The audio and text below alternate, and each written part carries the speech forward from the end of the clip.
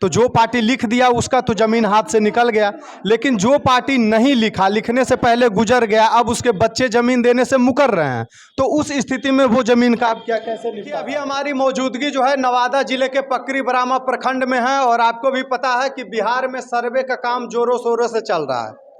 हमारे साथ कानूनगो साहब मौजूद हैं, और कानूनगो से हम बहुत सारा सवाल करेंगे, जो सवाल किसानों के जहन में कहीं ना कहीं घूम रहे हैं, और जो सवाल को लेकर किसान जो है वो काफ़ी चिंतित हैं। सर, सबसे पहले तो आपका स्वागत है। बहुत बहुत धन्यवाद।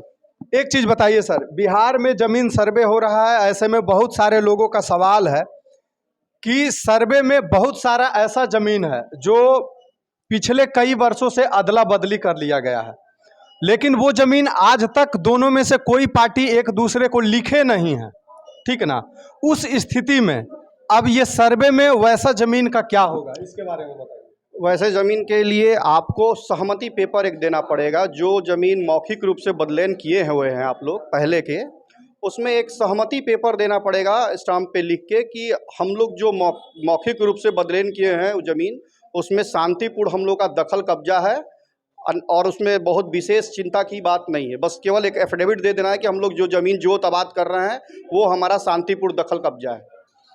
एक और सवाल आता है कि दो पार्टी में से एक पार्टी जमीन को लिख दिया था, एक पार्टी लिखने से पहले गुजर गए, अब अगला पार्टी का परिवार जो है वो जमीन देने से मुकर रहा है, तो जो पार्टी लिख दिया उसका तो जमीन हाथ से निकल गया, लेकिन जो पार्टी नहीं लिखा, लिखने से पहले गुजर गया, अब उसके बच्चे जमीन देने से मुकर रहे हैं, तो उस स्थिति में वो जमीन का आप क्या कैसे निपटारा होगा?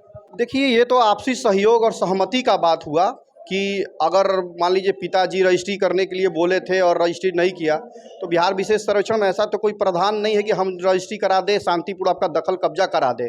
जब तक आप अपने रैयत सहमति से नहीं करेंगे तब तक इसमें कोई प्रावधान इस तरह का नहीं है कि हम आपके ज़मीन पे जाके आपका ज़मीन रजिस्ट्री करवा दें या शांतिपूर्ण दखल कब्जा करवा दें। वो कोर्ट का मामला है। तो मतलब मेन पूर्ण रूपेण से यही कहा जा सकता है कि जिनके पास जमीन का पेपर होगा, जमीन उन्हीं का होगा। सर्वे का उद्देश्य क्या यही है? जी बिल्कुल, जिसका साक्ष्य उसका ज़मीन, यही बिहार विशेष सर्वेक्षण का यही अभी तक तो यही है कि जिसके पास साक्ष्य ज़मीन का रहेगा उसी का ज़मीन होगा।